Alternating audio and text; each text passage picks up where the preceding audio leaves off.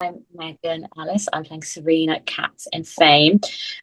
So Fame, it's about a real life performing arts school called PA in New York, which I think is now LaGuardia. And the show spans the entire time of the students at school, the 3 years they're there. And Serena Katz is one of the acting students. Um, and she starts the show very much sort of a newbie to the Mhm. bit. She's not necessarily as um, well versed as all the other kids coming in. And it's very much like a coming of age story, really, from I'd say pretty much all the characters in the show. And her main storyline is shared with Nick, who is another actor on the course, who she feels an immediate relationship with because she knows him from the telly, because Yeah.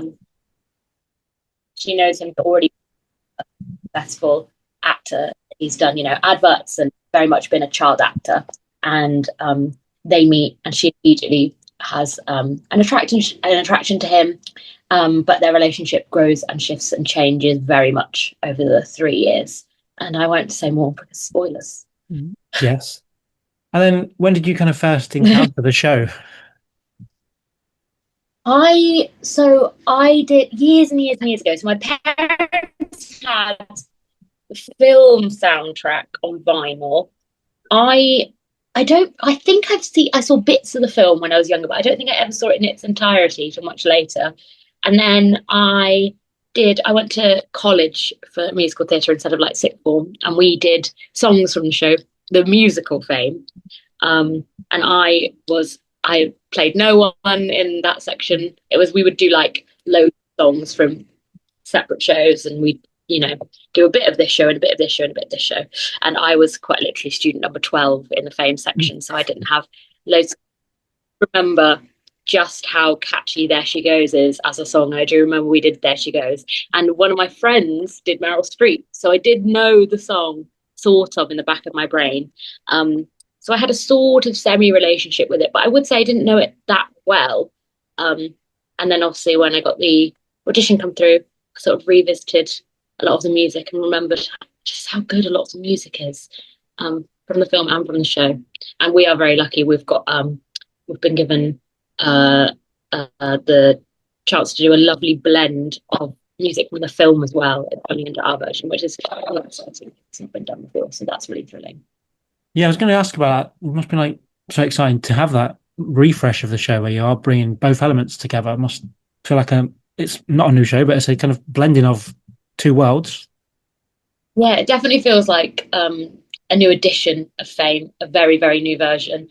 It's definitely got a sort of a kinship, much more stylistically and like vibe wise with the film as opposed to the show, because I think there was a big shift from film to stage show.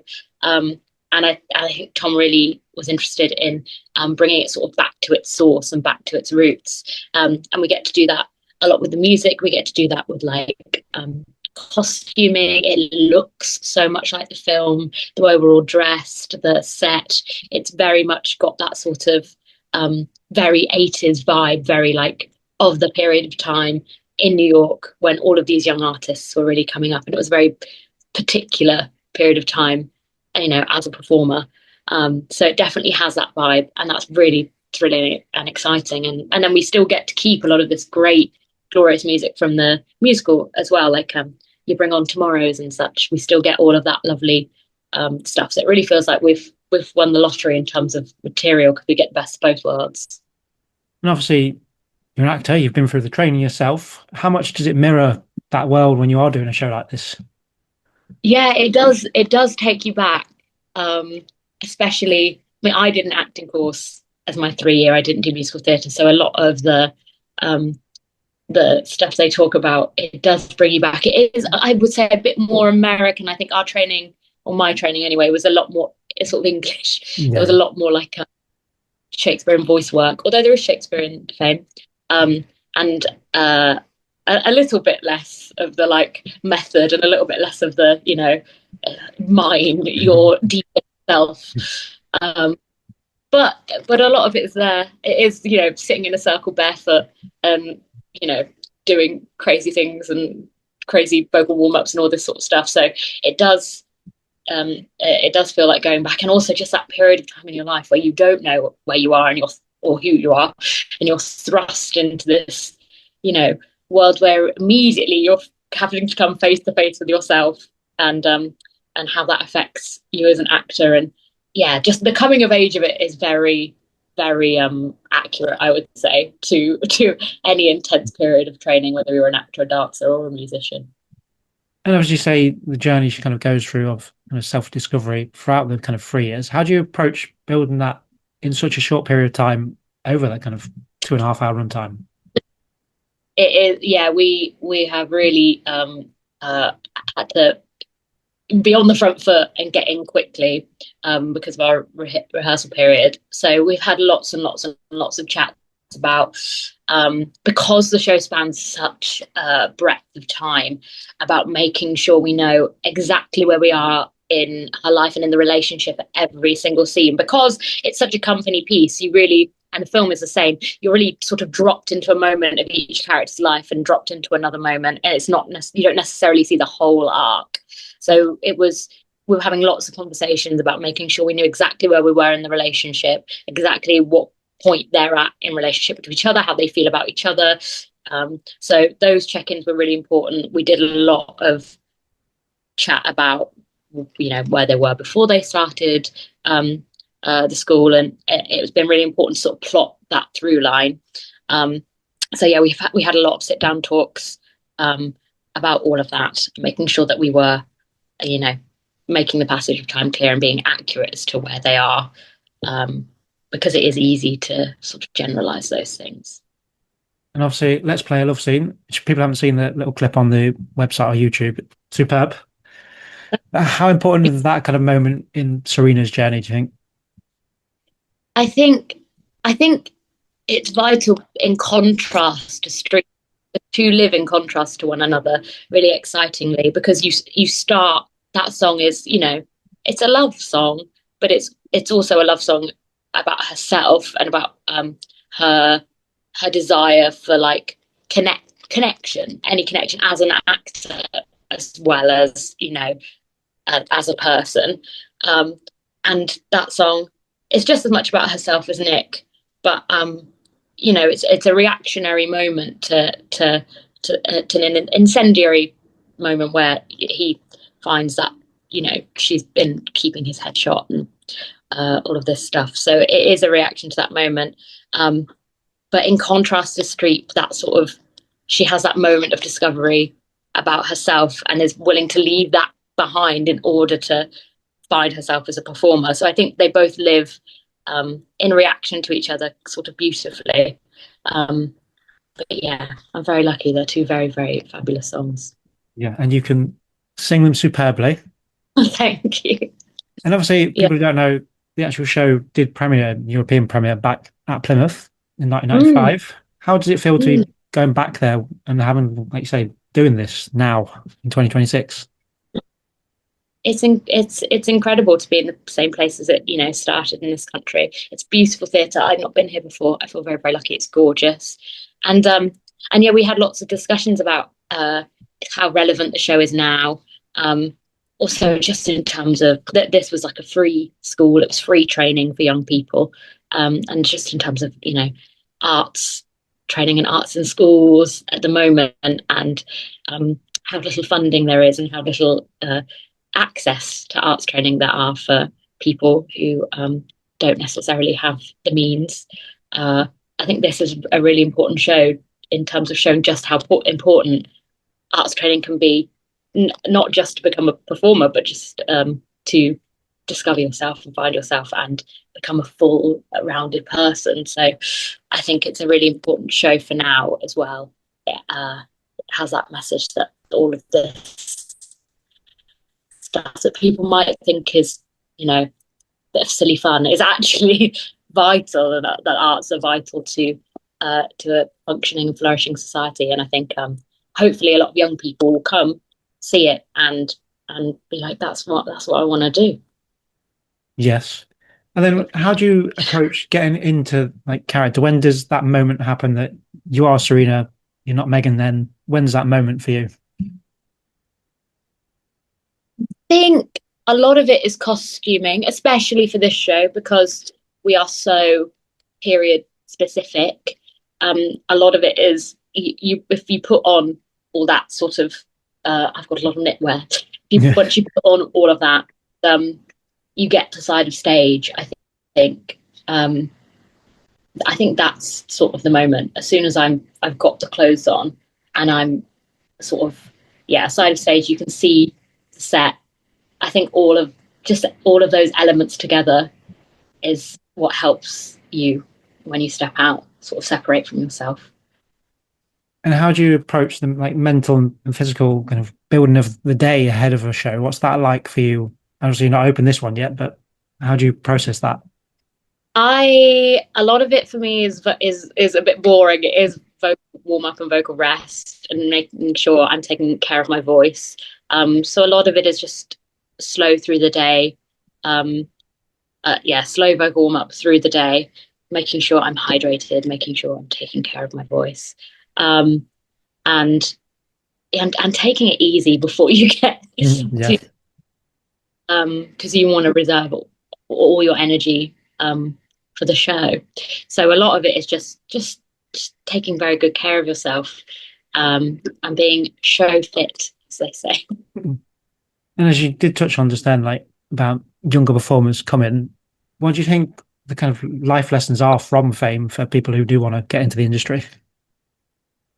I think, I mean, drama school is really important, and it's a really successful route for a lot of people. So, hopefully people see that as an opportunity that is open to them and that they can access.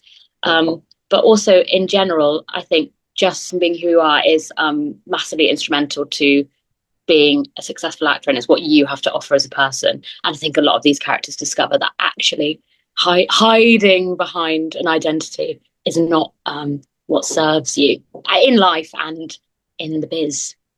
Yes, great. And then if you could turn the tables and ask Serena a question about her life, what would you ask her? Oh, that's really interesting. I haven't thought about that. What would I ask her? Hmm. I'd love to know more about what um sort of after she graduates, sort of what the industry in New York was like in that period of time. I'm sure it felt very exciting and new and innovative.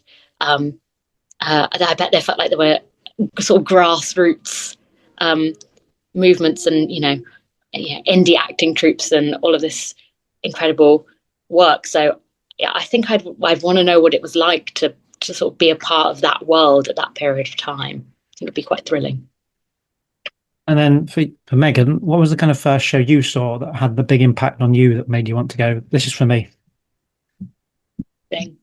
When I was younger, my parents took me to see Chichi Bang Bang. That was my first West End show, and I remember that being incredible. But I think actually, growing up, I would watch a lot of like MGM and a lot of Rodgers and Hammerstein's films. My grandma would sit me down on the sofa and I'd watch West Side Story and Carousel. And I think those films really were what made me fall in love with the music, which I think was my first like access in. Was I was obsessed with the music, and I had West Side Story on cassette, and I wore the cassette out. So I think those films really were my first entry. But yeah, also, I mean, West End musicals, and then as an actor, actually, just before I started drama school, I saw Helen McCrory do Medea at the National, and that, for me, I think was a thrilling experience because it was the first time I'd seen an actor have to give themselves over to something really terrifying. That part is terrifying to play. And I remember like I was shaking afterwards. The buzz was so high. And I think watching her do that was really cemented in me that I wanted to to be also to be able to do plays as well. And obviously, I'm going to touch on it. Muriel's Wedding is kind of Yeah, a big one. But how do you reflect on your own kind of journey so far and the shows you've done? yeah, I feel very, very lucky. Muriel was an extremely special and exciting thing for me. You know, felt very, very, very lucky to be a part of that. I the industry is rough. It's hard. It's hard out there, and I think a lot of people like myself spent a lot of time sort of grafting and doing as many concerts as you can do and getting a foot in the door in as many places as possible and really fighting really, really hard to get into rooms and be seen because it is difficult. Um, it's just as much about time and place and luck as anything else, as your ability or anything else. And so I really did sort of graft for a long time. And there was a period of time where I was like, I don't know, if I will get sort of to the place I want to get to. I was just very, very lucky. I think that Stuart Burt, who cast Muriel and cast this show, sort of took a chance on someone who was relatively untried and untested in a big space.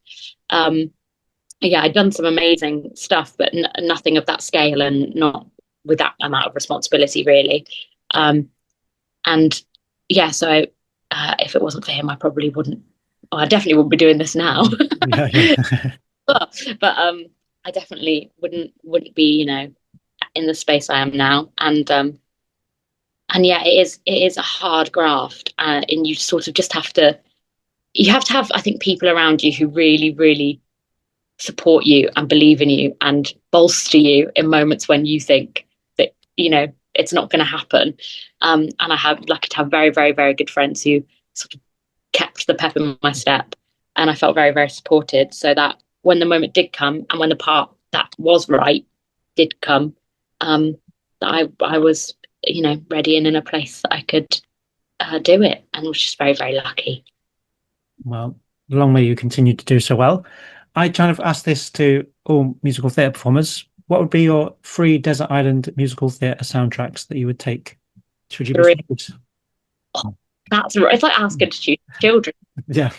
Rough. I think I'd have to take West Side Story because that was so instrumental to me growing up. I love that show and that music. And I'd have I'd have to have a bit of Bernstein.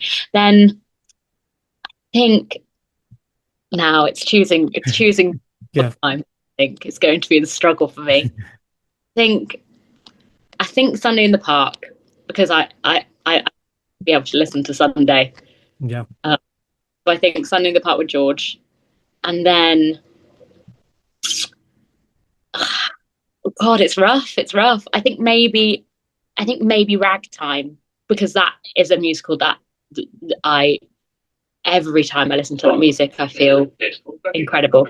So I think those 3, but the answer would probably change tomorrow. Yeah. No, fair.